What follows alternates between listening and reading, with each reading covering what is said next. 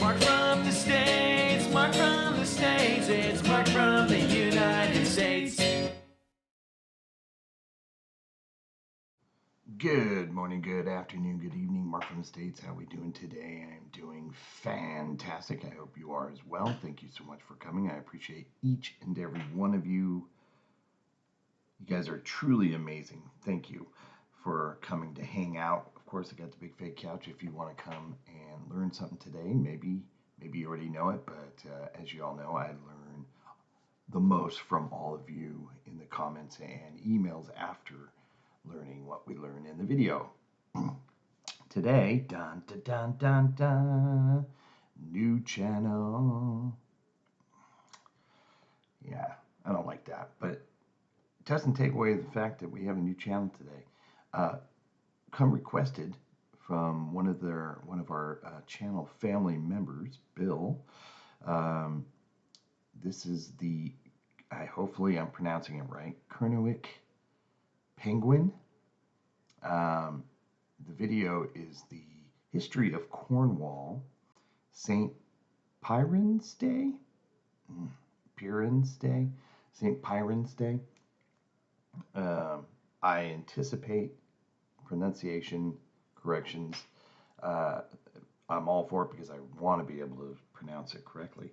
And with that said, what triggered this, of course, St. Piran's Day was on March 5th, so I'm a little late on this. But Bill was gracious enough to send me some a package that had some really cool little goodies in it. First of all, I don't know if you can see this. This is a Cornish in your pocket. Sounds funny. Learn Cornish on the go. And inside there's two booklets. How to speak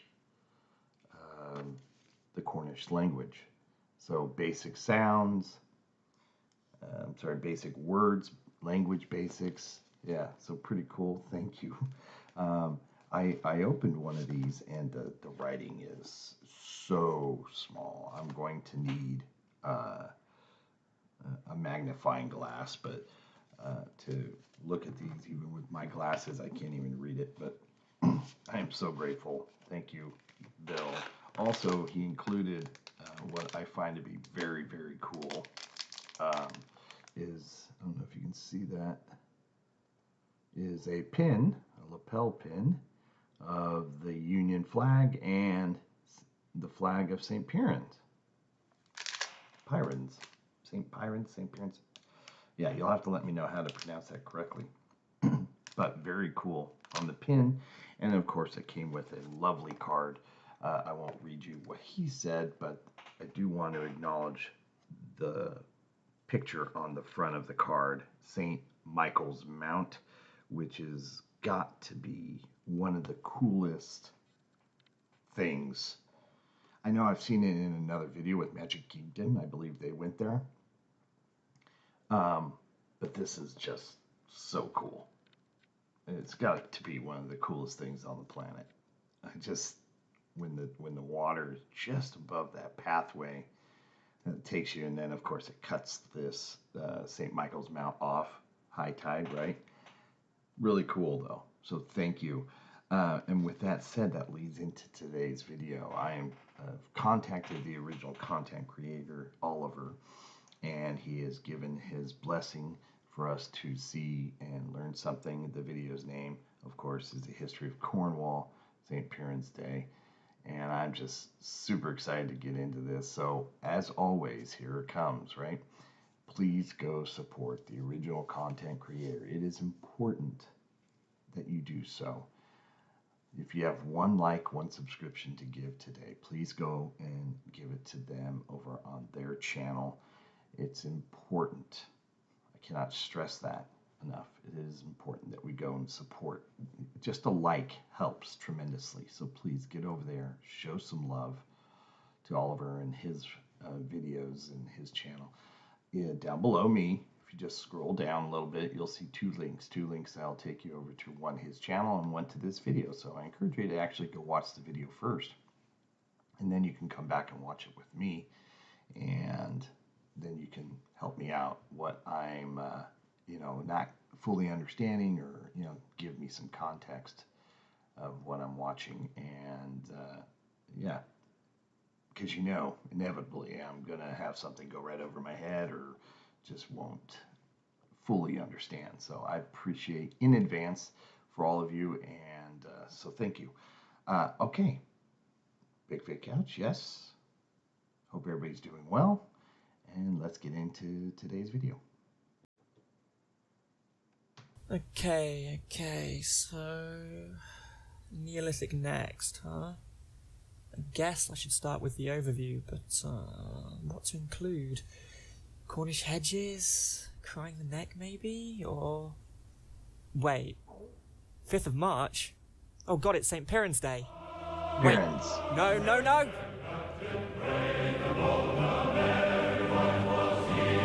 St. Piran's.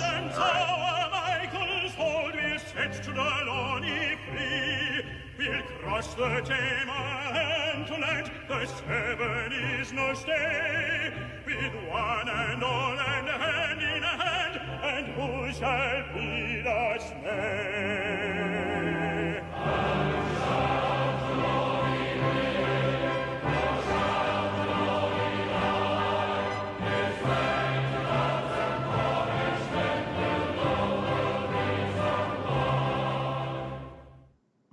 Gul Perrin Lowen.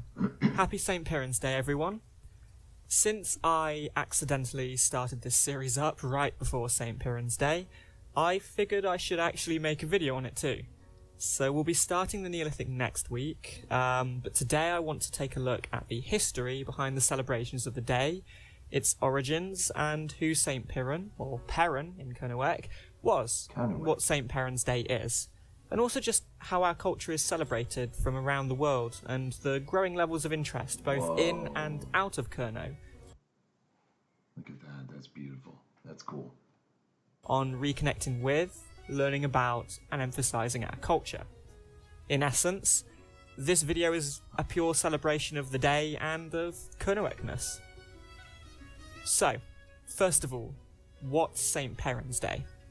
Well, it's a day on the 5th of March where we celebrate Kernow's patron saint, similar to, most famously, the Irish St. Patrick's Day.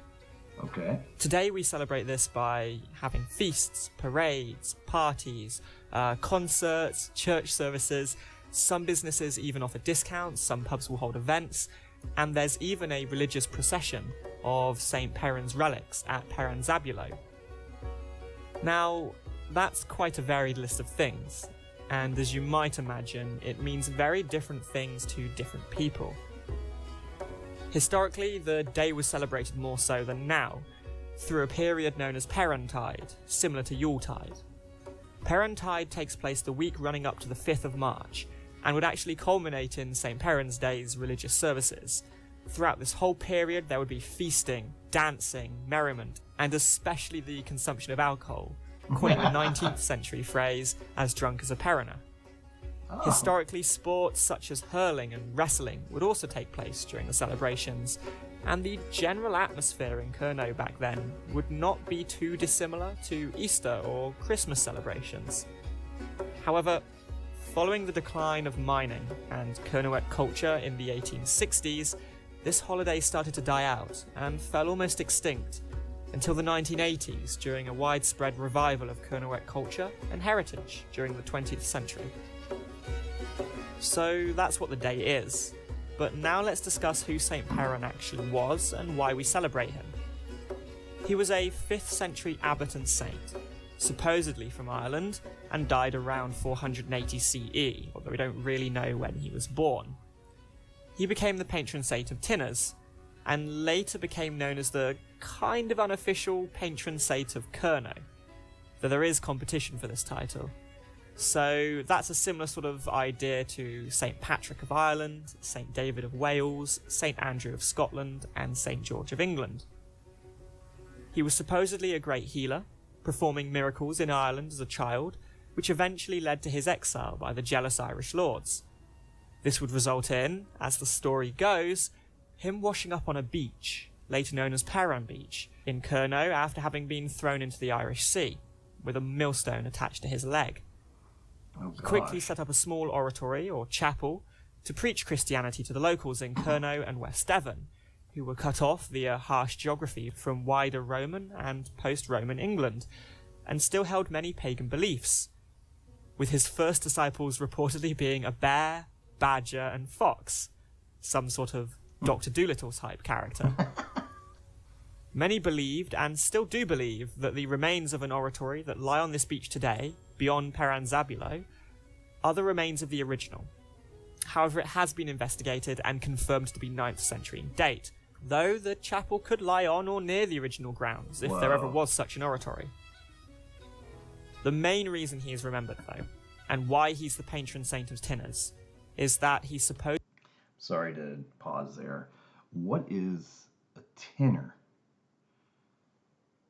He's the patron saint of tinners. Not sure if I understand that, but interesting story so far. That he's held in the same regard as all the other patron saints of the UK locales, I should say. But he was banished, basically thrown into the water to die, sounds like. And by divine, intervention, he landed in what now forgive my ignorance here. Kernewek is Cornwall, right? They're one and the same.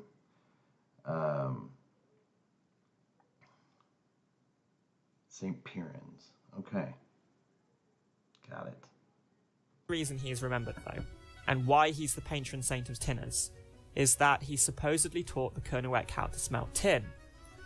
He did this by noticing his black hearthstone. Okay, if I would have just let it go for literally 5 seconds, that question would have been answered. So we're gonna go back because now I'm ready for it. And why he's the patron saint of tinners, is that he supposedly taught the Kernewek how to smelt tin. He did this by noticing his black hearthstone, a tin-bearing slab of ore, start to melt and leak tin, the white substance rising to form a white cross on the black ore, which is incidentally the origins for the present Kernewek flag, There you go. a white cross of tin on the black slab of ore. Now, Kernewek has many other saints, and even 2 other potential patron saints, St. Michael, named in St. Michael's Mount, and St. Petra, who Padstow is named after. A surprising number of female saints also hail from, or were based in Kernewek, including St. Nonna, St. David's mother. Indeed, there's an old saying that there are more saints in Kernewek than in heaven, with Mortimer Collins reporting in 1886 that of the 144 parishes in England and Wales named after saints, 56 were in Kernewek, despite being relatively small in both size and population. The reason why Perrin rose to popularity compared to all the others is he was the standard bearer and symbol for the tin miners, or tinners, of Kernewek. Kernewek tin mining was a vital part of the Kernewek economy and identity, and had been since sometime between 2000 and 1000 BCE, when the Phoenicians, and later Greeks and Romans, would trade for the metal. This history, though, does somewhat disprove the story that St. Piran discovered how to smelt tin. However, such stories of truth often get lost in embellishment over time. It's probably... That's gorgeous. And I'm going to make that the thumbnail. That's just beautiful. God, with the sun right there. Just, yeah, gorgeous. Perrin had some link to tin and tinners, but today it's hard to say what that would have actually been. Whatever the case, as Kernewek's culture became more intertwined with tinners, so too did Perrin become more linked with Kernewek and its identity. Okay. Now, finally, St. Piran'sday and celebrating Kernewek heritage isn't just limited to Kernewek.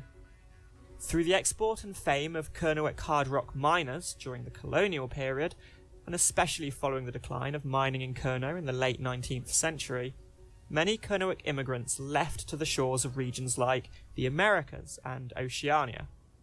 So let's take a look at some of those places today, since this video and channel is also about promoting the wider Kernewek identity. Starting with the most active, and probably a surprising one to most out there, Mexico is a big proponent of celebrating its links with Kerno and the Kernewek identity, perhaps more than anywhere else in the world. And indeed, the Mexican embassy in London has been pushing for greater and greater links between the two regions since the early 2000s, with Mexico even dubbing two towns in Hidalgo state as Little Cornwall. The Mexican Pachuca and Kernewek Camborne are officially twinned, and Mexican Mineral del Monte, commonly dubbed Real del Monte, and the Kernewek Red Ruth are also twinned, the ceremonies occurring in 2008. And there's even a Mexican variety of the Cornish pasty, known as the paste, which is highly popular and fuses Kernewek and Mexican cuisine. Some Mexicans claiming, tongue-in-cheek, that they are more popular and widely produced than in Kerno itself.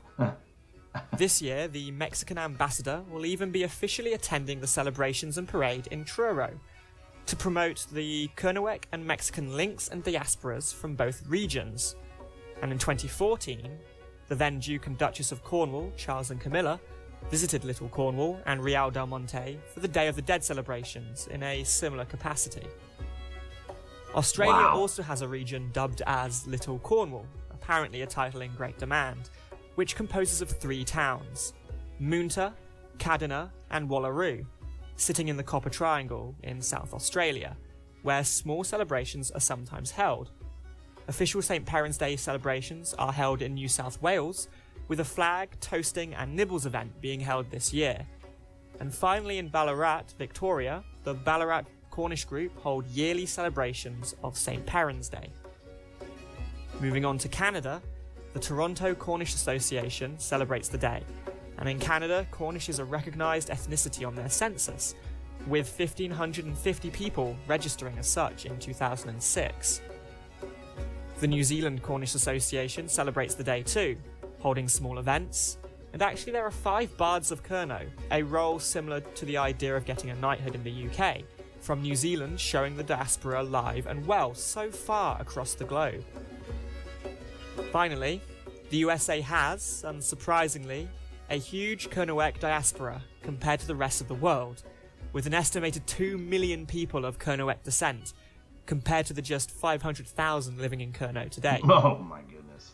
The Southwestern Wisconsin Cornish Society is one of several societies in the US that celebrate their heritage, with a festival in September, and indeed a St. Piran's Day gathering too.